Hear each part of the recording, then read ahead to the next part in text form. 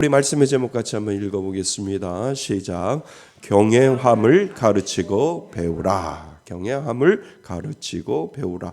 우리는요 계속해서 하이델베르그 요리문답 우리 10계명 중에서 5계명을 계속해서 우리가 다루고 있습니다.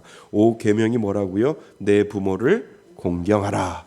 이 내 부모를 공경하라라고 하는 이 말 가운데 왜 이렇게 하이델베르그 요리문답은 이렇게 많은 시간을 투자하면서 우리들에게 이 5계명에 대해서 설명을 하고 있는지 우리는 계속 생각해 보셔야 됩니다. 이거는 하나님께서 권위를 이야기하시는 거고요. 이것은 하나님께서 질서를 이야기하시는 거고요. 이것은 하나님께서 1계명부터 4계명까지가 해결이 되면 5계명을 통해서 하나님이 우리들에게 부어주시고자 하는 하나님의 음성 말씀이 그 가운데 있기 때문에 그렇습니다. 1계명부터 4계명은 누구와의 관계? 하나님과 나 사이의 관계. 이것이 바로 정립이 되면 5계명부터 10계명 가운데 첫 번째 계명 내 부모를 공경하라라고 하는 이 5계명은 누구와의 관계입니까?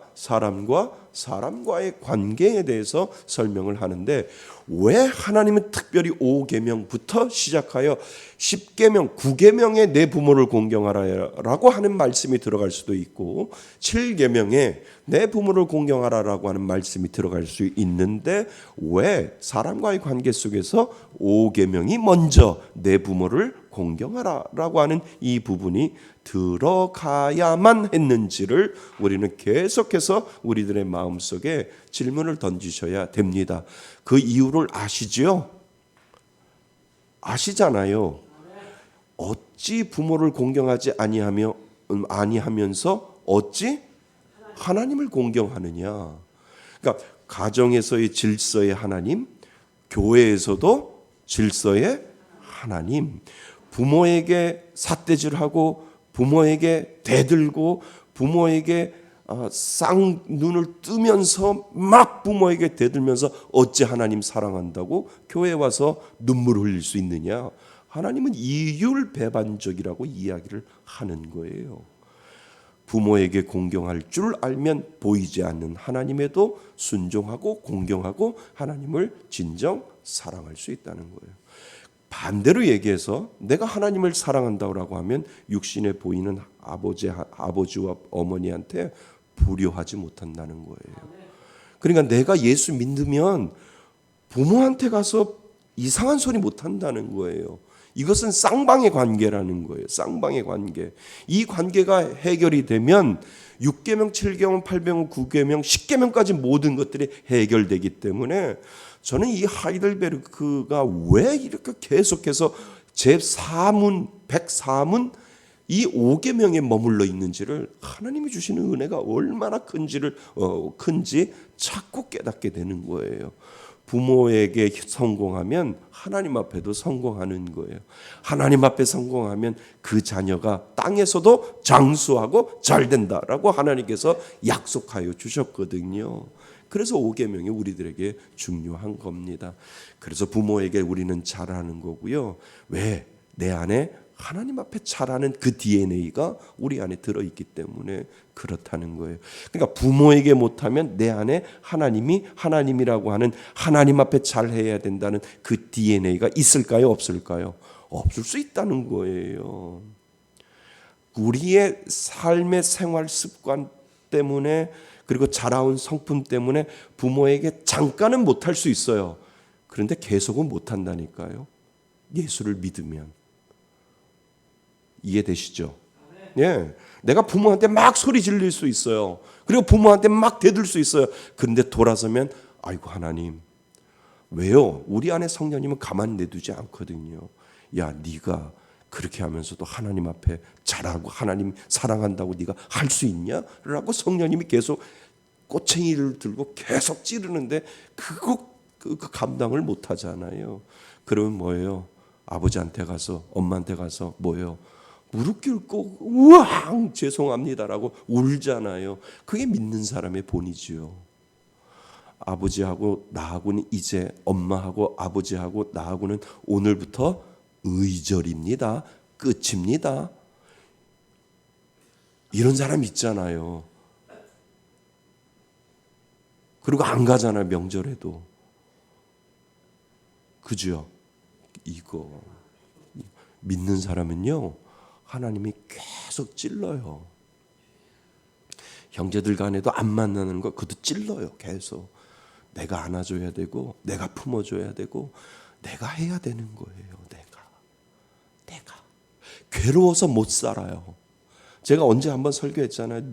작은 누님하고 막 싸웠는데, 나 누님하고 이제 전화도 안 하고 놀러도 안 가고 아무것도 안 할 거야. 그러는데 성령님이 계속 찌르는데요. 얼마 못 가던데요.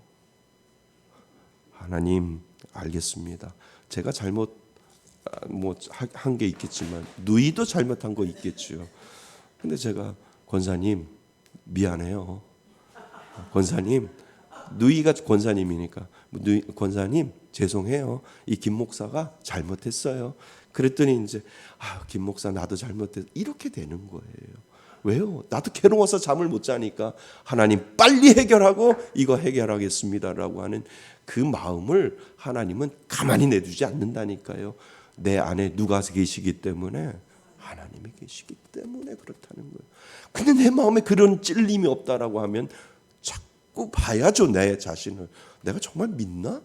내가 정말 믿는 사람인가? 머리로 믿는 것만 있는 건가? 아니에요. 정말 내 안에 하나님이 계시면, 정말 내가 하나님을 믿으면 하나님이 나를 가만히 내두지 않거든요. 그거를 자신이 늘 점검해 보아야 되는 거예요. 내가 머리로 믿고 있는가? 하나님이 주시는 그 은혜로 내가 믿어가고 있는가? 이것을 우리는 늘 생각해 보셔야 된다는 거죠. 자, 그래서 경외함을 가르치고 배우라. 오늘도 5계명에 우리들의 마음과 생각을 머무르셔야 됩니다. 자, 오늘 우리는 하나님을 경외하는 삶에 대해 깊이 묵상하고자 합니다. 경외 알지요? 그죠? 네, 하나님을 두려워하고 하나님보다 앞서지 아니하는 마음, 그리고 하나님을 늘 내 마음 속에 두고 그분의 생각을 생각하고 그분의 마음을 생각하는 이 모든 것들이 경외라고 하는 단어 가운데 분명히 있지요. 시편 34편 11절에 시편 기자는 우리에게 하나님을 경외하는 법을 가르치겠다고 선언합니다. 이는 단순한 감정이나 두려움을 넘어 우리의 삶 전체가 하나님을 향한 경외심으로 가득 차야 함을 의미하지요. 그죠? 오늘 우리들의 삶은 하나님을 경외하는 삶이에요. 사실 내가 찬양하고, 내가 말씀을 읽고, 성경을 통독하고, 내가 기도하는 이 모든 이 작업이 뭐예요? 한 단어로 말하면 하나님을 경외하는 삶을 살아가는 거예요. 내가 선한 일을 하고, 하나님 때문에 선한 일을 하고, 하나님 때문에 좋은 일을 하고, 하나님 때문에 하는 이 모든 것들 한 단어로 이야기하면 하나님을 경외하는 삶을 나는 오늘도 살아가고 있다라고 하는 거죠. 그래서 우리가 우리 삶 전체가 하나님을 향한 경외심으로 가득 차야 함을 의미합니다. 하이델베르그 요리문답 104문은 제5계명을 다루며 부모와 권위에 대한 존경과 순종을 계속해서 강조하고 있지요. 부모와 교사는 자녀 그리고 성숙한 신앙인이 신앙 공동체에 누구에게? 연약한 성도들에게 하나님의 무엇을? 경외함을 가르칠 책임이 있습니다. 성숙한 신앙인이 누구에게? 연약한 성도들에게 하나님의 무엇을? 경외하심을 가르칠 필요가 있다라고 하는 거예요. 그러니까 내 부모를 공경하라라고 하는 이 질서의 하나님 속에 순종과 그리고 순종하는 삶과 존경하는 삶 속에 무엇을 가르쳐야 된다고요? 신앙이 성숙한 사람이 신앙이 연약한 사람을 뭐예요? 하나님을 경외하는 것을 행동으로 보여주고 경외하심을 보여줘야 된다는 거예요. 그 삶을 보여줘야 된다는 거예요. 그러니까 가정에서도 그렇고 어디에서도요? 교회에서도 그렇다는 거예요. 그러니까 신앙을 성숙한 신앙인인지 연약한 신앙인인지 그것을 구분해서 내가 성숙한 신앙인인지 그리고 연약한 신앙인인지, 성숙한 신앙인은 연약한 신앙인에게 하나님의 무엇을 보여줘야 돼요? 경외하심을 보여주셔야 된다는 거예요. 자, 좀 이따가 더 이야기를 하겠습니다. 그래서 하나님을 경외하는 것이 무엇이며 이를 어떻게 가르치고 배워야 하는지를 우리는 살펴보고자 합니다. 첫째, 경외함의 본질은 하나님을 향한 존경과 순종입니다. 맞지요? 그 경외하심 안에는 뭐가 들어있다고요? 하나님을 존경하고 그리고 하나님의 말씀에 순종. 그래서 경외를 두 단어로 나누면 뭐라고요? 존경과 순종이 그 가운데 있다라고 하는 거지요. 하나님을 경외한다는 것은 단순한 두려움이 아니라 사랑과 존경 속에서 하나님께 순종하는 삶을 의미합니다. 이해되시죠? 예. 정확하게 경외함의 본질을 우리는 깨달으셔야 돼요. 그러니까 그 하나님의 존경과 그 하나님의 순종을 가르쳐야 된다는 거예요. 누가? 교회 안에서도 성숙한 신앙인이 연약한 신앙인에게 존경과 순종을 하나님의 말씀에 존경하는 그 하나님의 말씀을 존경하는 그 존경. 교회 안에 질서 가운데 있는데 목사님을 통하여 모든 장로님, 권사님, 집사님, 성도님 그리고 모든 이들에게 무엇을 흘러가는 것을 가르쳐 줘야 돼요. 존경과 순종을 가르치는 것을 가르쳐야 돼요. 그러니까 위에서 존경과 순종을 안 하면 하나님 앞에 안 하면 그것이 흘러가지 않는다니까요. 그리고 그것을 바라보지 못하고 하나님을 경외하는 것을 배우지 못한다라고 하는 거예요. 그러니까 내가 믿음이 있다라고 하고 내 믿음이 성숙하다라고 하면 하나님을 대상으로 해서 하나님 앞에 그 경외함을 보여줘야 되는데 그 경외함이 뭐냐면 순종과 존경이라고 하는 거예요. 하나님의 말씀에 순종하고 그리고 그 하나님을 존경해서 내가 그 하나님을 떠받쳐 올려드리는 그 경외함을 내가 믿음이 있다라고 하고 내가 신앙이 있다 하고 내가 성숙한 신앙이라고 한다면 교회 안에 연약한 신앙인들, 교회 안에 청년들, 교회 안에 나약한 신앙인들에게 그 경외함을 가르치지 아니하면 그 하나님의 권위의 순종이 흘러내려가지 않는다라고 하는 거지요. 그래서 성경은 경외함을 지혜의 근본이라고 말씀하시잖아요. 그지요? 경외함을 지혜의 근본이라고 가르치며 하나님을 올바로 아는 것이 신앙의 시작임을 강조합니다. 하이델베르그 요리 문답체 104문은 하나님께서 세우신 부모와 권위를 존중하는 것이 곧 하나님을 뭐요? 경외하는 것임을 가르칩니다. 보이지 않는 권위에도 존경하지 못하면서 보이지 않는이 빠졌습니다. 보이지 않는 권위에도 존경하지 못하면서 보이는 권위에도 존경하지 못하면서 보이는이에요. 보이는 권위에도 존경하지 못하면서 보이지 아니하는 하나님을 존경한다고 할 수 없기 때문입니다. 이해되셨죠? 예. 또한 부모와 교사의 권위는 하나님으로부터 주어진 것이므로 이를 존중하는 것이 하나님께 대한 순종과 동일한 의미를 갖습니다. 우리는 자녀들에게 하나님을 경외하는 법을 가르쳐야 하며 부모와 교사 역시 자신의 권위를 하나님의 뜻에 맞게 사용해야 합니다. 이해되셨죠? 예. 그다음 성숙한 신앙인은 교회에서도 연약한 신앙인을 잘 가르칠 필요가 있으며 권위가 남용하거나 무관심하게 대하는 것은 하나님의 질서를 무너뜨리는 일이기 때문입니다. 그렇다면 질문요.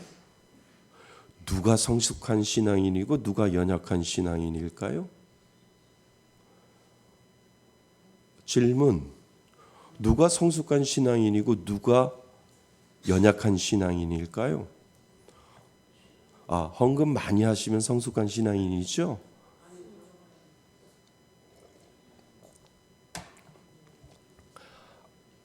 교회 생활 오래 하시면 성숙한 신앙인이죠. 예, 우리 이거 생각해 보셔야 돼요. 아, 목사님, 나 성숙한 신앙인이에요. 아이고, 하나님이 판단하세요. 근데 그 기준을 우리가 생각해 보셔야 된다는 거예요. 성숙한 신앙인과 연약한 신앙인, 나약한 신앙인, 초짜, 초보 운전자,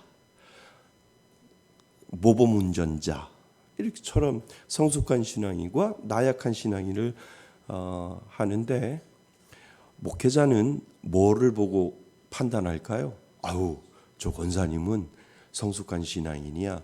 어우, 저 집사님은 나약한 신앙인이네. 아직도 기도해야지 라고 할 때 목사님은 무엇을 가지고 기준으로 삼을까? 저분은 성숙한 분, 저분은 나약한 분. 뭐를 가지고 할까요? 하나님의 말씀에 순종하는 삶. 예, 더 구체적으로 한번 따져봅시다.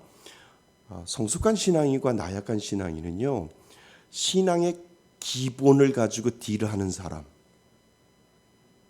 이제 이해 안 되셨죠? 이제 구체적으로 설명을 할게요. 무슨 일이 있어요. 교회에서도 무슨 관계가 있어요. 또 집안에서도 무슨 관계가 있어요. 그러면요, 나 교회 안 가? 나 예배 안 드려?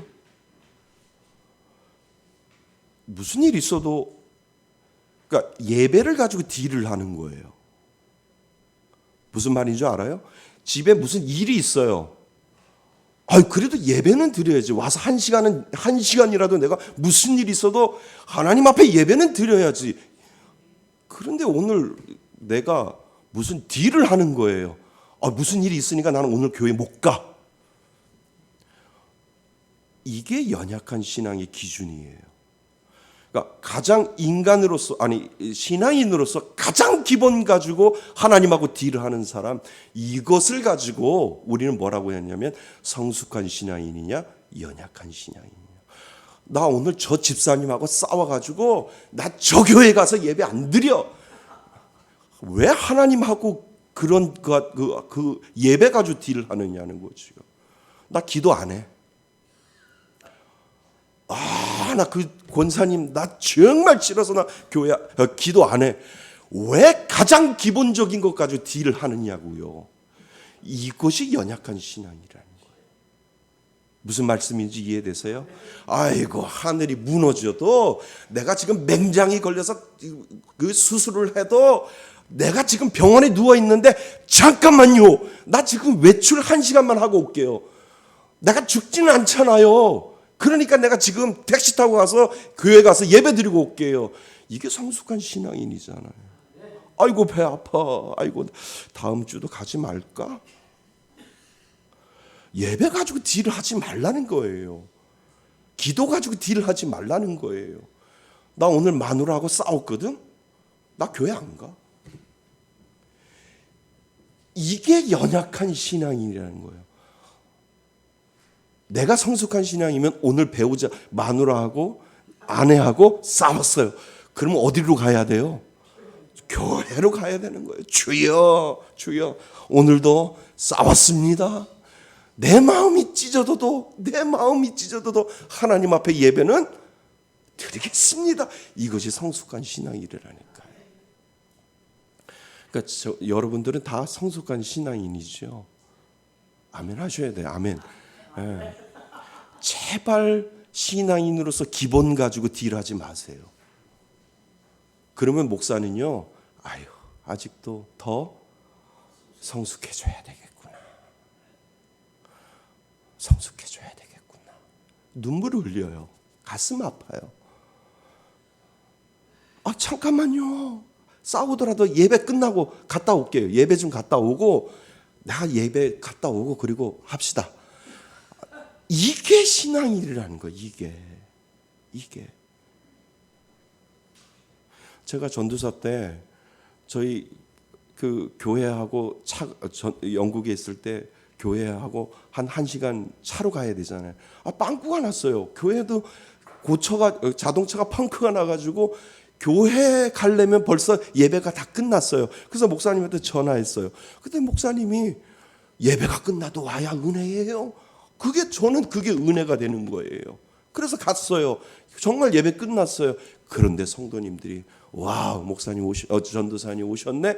그게 은혜라는 거예요. 그러니까 제가 여러분들에게 성숙한 신앙인은 신앙의 가장 기본적인 것까지 딜하지 않는다는 거예요. 하늘이 무너지고 땅이 꺼지고 지금 내가 싸움판이 벌어져도 뭐는 지키는 거예요. 신앙의 기본은 지키는 삶이 성숙한 신앙이라는 거예요. 그때 목회자는 마음을 쓸어내려요. 와우, 뚝심 있네. 와우, 저 신앙 대단하네. 하나님, 성숙한 신앙인데요. 저분은요, 밖에 사막에다 내놔도 절대 하나님 욕하지 않으려 할 그러한 신앙이네요 라고 판단한다는 거예요. 여러분, 성숙한 신앙인 그리고 연약한 신앙인 그 선에 우리는 구별을 하셔야 돼요. 무슨 말씀인지 아세요? 네, 성숙한 신앙인 되시기를 바랍니다. 예, 그거를 하나님은 오늘도 기다리고 계신다는 거예요. 그러면 성숙한 신앙인은 연약한 신앙인에게 하나님을 경외하는 법을 몸으로 보여줄 수 있다는 거예요. 이것이 실천으로 보여질 때 하나님은 그 사람을 통해서 성숙한 신앙인으로서 경외함을 배우게 하시고 가르치게 하실 수 있다라고 하는 겁니다. 이 은혜가 여러분들 가운데 있기를 바랍니다. 예. 자, 이 페이지 한 어린아이가 있었습니다. 그는 어릴 때부터 부모님을 존경하며 순종하는 태도를 배웠습니다. 그의 아버지는 매일 밤 잠들기 전 기도하는 모습을 보이며 신앙의 본을 보여 주었습니다. 어느 날 아이는 친구들이 부모님을 무시하는 태도를 보며 놀라 물었습니다. 왜 부모님께 그렇게 대하니? 친구들은 이야기하지요. 그냥 그래도 돼라고 대답을 했다는 거지요. 그러나 이 아이는 부모님은 하나님께서 주신 권위임을 알고 있었고 아버지의 본을 따라 끝까지 부모님을 존경하며 자랐습니다. 훗날 그는 교회에 존경받는 성도로 성장하여 연약한 성도들에게 본이 되는 삶을 살았고 그의 삶의 본만은 이들이 하나님을 경외하는 법을 배우게 되었습니다. 될성나무는 뭐부터 한다고요? 떡잎부터 한다라고 이야기하듯이 정말 본이 우리들에겐 필요하지요. 그래서 성숙한 신앙과 연약한 신앙을 우리는 구분할 줄 알아야 한다는 거지요. 자, 둘째, 경외함을 가르치는 방법은 뭘까요? 한자, 본. 누가 그랬어요? 네, 본을 보이는 삶입니다. 예, 여러분들이 지금 성숙한 신앙인이라면 뭐를 보여주셔야 돼요? 본을 보여주셔야 돼요. 왜냐하면 모진 훈련들을 다 겪었기 때문에. 그죠? 비가 오는 것도 겪었고 바람이 부는 것도 겪었고 폭풍우가 몰아치는 것도 다 겪어서 건너서 여기까지 왔잖아요. 아직 그거 경험 안 하셨어요? 경험하신 줄 믿습니다. 예, 내가 교회밥 먹은 지 하루 이틀이 아니야. 이 생각을 가지고 그 본을 보이는 삶이 우리들에게 필요하지요. 경외함은 단순한 지식이 아니라 삶 속에서 실천하며 배우는 것입니다. 성경은 부모와 교사가 자녀와 성도들에게 하나님의 말씀을 부지런히 가르치라고 명령을 하지요. 이는 단순한 말로 가르치는 것이 아니라 뭐로요? 삶으로 본을 보이며 가르쳐야 함을 의미합니다. 부모와 교사는 하나님을 경외하는 삶을 몸소 실천해야 하며 우리가 하나님 앞에서 경건하고 정직한 삶을 살 때 자녀들은 이를 통해 하나님을 더욱 경외하며 됩니다. 그러니까 내가 성숙한 신앙인이면요, 하나님을 경외하는 것을 자꾸 보여주는 거예요. 누구에게? 신앙이 연약한 자들에게. 그리고 가정에서도 자녀들에게 자꾸 본을 보여줄 때, 아, 하나님을 경외하는 것은 이렇구나 라고 하는 것을 배우게 되지요. 이것을 한마디로 뭐라고요? 본을 보여주는 거지요. 아, 그렇게 하면 안 돼. 이렇게 해서 하나님 앞에 기도해야 해. 그러면 안 돼. 하나님 앞에 예배해야 돼. 그것을 실천하는 거예요. 그것을 보여줄 때 내가 성숙한 신앙인으로 연약한 신앙인들에게 그것을 가르쳐 주는 거지요. 그래서 삶으로 그것을 나타내는 거예요. 삶으로 본을 보이며 가르쳐야 함을 의미합니다. 부모와 교사는 하나님을 경외하는 삶을 몸소 실천해야 하며 우리가 하나님 앞에서 경건하고 정직한 삶을 살 때 자녀들은 이를 통해 하나님을 더욱 뭐하게 돼요? 경외하는 거예요. 그대로 따라한다는 거예요. 그대로 따라하면서 배우게 되는 거지요. 또한 교회와 가정에서 예배, 기도, 말씀 묵상을 통해 하나님을 사랑하고 순종하는 태도를 배우도록 우리는 해야 하지요. 그러니까 아버지가 교회 가는데 자녀들이 안 간다고요? 아버지 어머니가 교회 가는데 자녀들이 안 간다고요? 갈 수밖에 없어요. 그리고 아버지가 그러잖아요. 교회는 예배는 드려야 된다라고 자꾸 가르치면 힘들어도 자녀들이 따라 나올 수밖에 없는 거예요. 왜? 부모님이 그 본을 보이기 때문에 그렇다는 거죠. 그래서 교회와 가정에서 예배, 기도, 말씀 묵상을 통해 하나님을 사랑하고 순종하는 태도를 배우도록 해야 합니다. 성경 인물들의 삶을 통해 하나님을 경외하는 것이 어떤 의미인지 가르치는 것도 중요하지요. 특히 신앙적으로 성숙한 성도들은 연약한 성도들을 인내와 사랑으로 도와야 하며 친절과 격려로 신앙의 기초를 다지도록 도와야 합니다. 이게 은혜인 줄 믿습니다. 그래서 여러분들이 성숙한 신앙인이니까 연약한 신앙인들에게 자꾸 보여줘야 되고 자꾸 삶으로 보여주고 하나님 앞에 예배하는 삶이 무엇인지를 자꾸 본을 보여줄 때 이것이 연약한 자들에게 기초를 다질 수 있는 가장 기본적인 방법 중에 하나임을 우리들에게 가르쳐주고 있다는 거지요. 한 교회의 신앙이 연약한 성도가 있었습니다. 그는 예배에 나오는 것이 부담스러웠고 신앙생활을 지속하기 어려웠습니다. 그러나 교회의 한 장로님이 그를 꾸준히 격려하며 함께 기도해 주었습니다. 장로님의 신실한 믿음과 본이 되는 행동은 이 성도에게 큰 뭐가 돼요? 힘이 되고 그는 점차 하나님을 경외하는 삶을 배워가기 시작했습니다. 누구를 바라본 거예요? 장로님의 그 본이 된 모습을 바라보게 된 거지요. 그래서 그대로 하는 거예요. 그대로 따라하는 거예요. 그러다 보니까 몇 년 후 그는 신앙적으로 뭐하여? 성숙하여 또 다른 연약한 성도를 돕는 자가 되었습니다. 이것이 계속해서 본이 되는 삶이 되면 또 다른 사람들에게 그 본을 보여주며 살 수 있는 것을 우리들에게 보여주고 있다라고 하는 거지요. 그러니까 목사도 본을 보여야 되고 장로님도 본을 보여야 되고 권사님도 본을 보여야 되고 집사님도 본을 보여야 되는 이유가 밑에 사람들이 다 뭐예요? 보고 있다는 거예요. 보고 있기 때문에 그대로 따라 할 수밖에 없는 그것을 우리들에게 보여주고 있다라고 하는 거지요. 예를 들어서 우리 교회 성도님들을 보면 교회 오자마자 예배당에 들어와서 기도부터 하잖아요.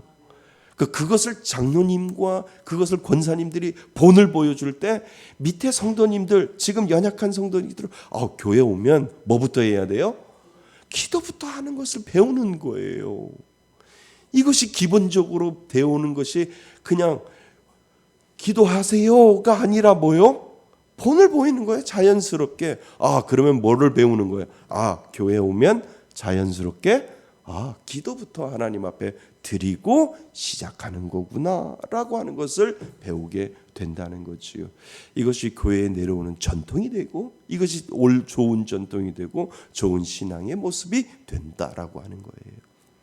그러니까 이것이 본복이고요. 이것이 귀한 믿음의 삶의 모습을 그렇게 보여줄 때 연약한 신앙인들이 하나님 앞에 나올 수 있다라고 하는 거죠. 아멘. 자, 그래서 셋째, 경외함을 배우는 삶은 순종과 회개를 통한 성장입니다. 요거 되게 중요해요. 밑줄을 좀 그으시면 좋을 것 같습니다. 자, 우리가 경외함을 배울 때 완전하게 배우지 못하잖아요. 근데 하나님이 계속해서 우리에게 기회를 주는데 그 기회가 무엇이냐면 순종과 뭐라고요? 회개요. 제대로 못하니까 자꾸 회개하면서 배워가는 거예요. 그 배워가는 것이 뭐라고요? 성장이라고요. 성장한다라고 우리들에게 가르쳐주고 있다는 거지요. 우리는 연약하여 종종 하나님의 권위를 무시하거나 불순종할 때가 있지요. 그러나 하나님께서는 우리의 부족함을 아시고 회개하는 자들을 뭐하시며 용서하시며 다시금 경외하는 삶으로 인도하십니다. 자녀와 성도들은 경외함을 배우며 성장하지요. 그지요? 경외함을 배우며 그 자녀들은 성장하고 믿음이 연약한 성도들도 성장을 하지요. 실수하고 넘어질지라도 하나님의 말씀을 따라 다시 일어설 수 있도록 가르칩니다. 그래서 경외함은 단번에 뭐예요? 완성되는 것이 아니라 신앙의 여정을 통해 점진적으로 깊어가는 것입니다. 아니요, 우리들도 좌투릉우돌 하잖아요. 그런데 하나님이 우리에게 기회를 주셨는데 그 기회가 뭐라고요? 회개라고요. 회개. 하나님, 제가 잘못했습니다. 하나님 용서하세요. 또 한 발짝 앞으로 가겠습니다. 근데 또 실수해. 그러면 하나님한테 뭐예요? 하나님 용서해 주세요. 하나님 괜찮아요. 또 앞으로 나가겠습니다. 좌충우돌하면서 우리는 앞으로 나가는 신앙의 삶을 우리는 살아가게 되는 거죠. 그래서 하나님이 우리들에게 성장이라고 하는 것 속에 무엇을 심어주셨어요? 회개를 심어주셨어요. 저도 회개해요. 근데 여러분들도 회개하지요? 회개 안 주면 우리는 큰일 나죠. 하나님 용서하세요. 용서해 주세요. 하나님 한 번만 눈 감아 주세요. 라고 하나님 앞에 애원하고 하나님 앞에 회개하고 다시 또 한 걸음 앞으로 나가는 그러한 우리 순종의 삶을 살 때 우리들의 믿음도 성장하게 되는 것이지요. 그래서 신앙의 여정을 통해 점진적으로 우리는 깊어가는 겁니다. 다시 말하면 익어간다고 그러잖아요. 그죠? 우리들의 신앙은 익어가는 겁니다. 또한 서로를 격려하며 하나님을 경외하는 삶을 보여주며 우리는 삽니다. 교회 공동체가 함께 경건한 삶을 추구할 때 우리는 더욱 하나님을 향한 경외심을 키워갈 수 있습니다. 부모와 교사뿐만 아니라 모든 성도가 함께 노력하여 하나님을 경외하는 그 문화를 세워나가는 것이 진정한 공동체입니다. 그래서요, 교회는 계속해서 다양한 프로그램, 다양한 것을 통해서 하나님을 경외하는 것을 계속 가르쳐 주는 거예요. 그러니까 우리가 성경 통독하는 것도 무엇을 배우는 거예요? 하나님을 경외하는 거예요. 2025년도 한 해가 시작했구나.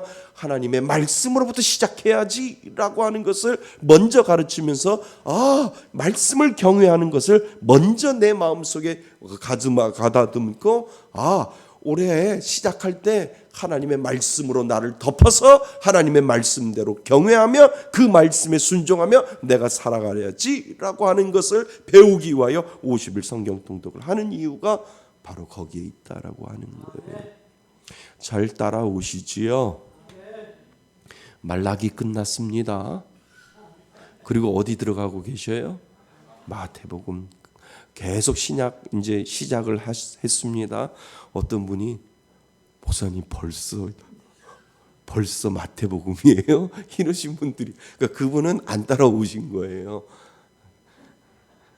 그런 분 없는 줄 믿습니다. 그렇게 얘기하면 안 돼요. 목사님, 너무 시간이 빨리 가요. 벌써 말라기가 끝났네요. 이렇게 문자가 와야지. 목사님 언제 신약 들어가요? 이렇게 이야기를 하시면 아니되옵니다. 잘 따라오고 계시죠? 이제 얼마 안 남았습니다. 이제 거의 한 10일만 열심히 하면 요한계시록까지 다 끝납니다. 그래서 성경 통독표 다 내셔야 돼요. 이게 하나님을 경외하는 증표예요. 나 하나님 말씀을 경외합니다. 하나님의 말씀대로 살겠습니다라고 하는 이 경외라고 하는 이 것 중에 하나가 오늘 우리가 계속해서 성경 통독을 하는 이유가 거기에 있는 거지요. 자, 어떤 성도가 신앙이 약하여 자주 넘어지고 실수하는 삶을 살았습니다. 그러나 그는 하나님 앞에 나아가 뭐하고 회개하고 다시 순종하는 길을 선택합니다. 실수하고 자주 그래도 그는 뭐하고 회개하고 또 순종합니다. 우리가 이 성도라고요. 그죠? 자꾸 실패해요. 당연히 실패하죠. 저도 실패하는데. 그런데 하나님이 주시는 기회가 뭐라고요? 회개라고요. 그리고 순종이라고요. 그러면서 앞으로 나가는 거지요. 그래서 그래도 그는 회개하고 또 순종합니다. 그의 신앙의 여정은 쉽지 않지만 점차 하나님을 더욱 뭐하며 경외하며 살아가는 모습으로 변해 갑니다. 우리는 변해가는 종자라고 하는 거예요. 우리는 변해갈 수 있습니다. 신앙의 성숙한 자로 변해갈 수 있습니다. 하나님이 우리들에게 그 은혜를 주셨거든요. 결국 그는 교회에서 본이 되는 삶을 살게 되었고 희망과 도전을 주었습니다. 믿음의 성숙이라는 것은요, 다른 사람들에게 나를 따라오도록 만들어주는 거예요.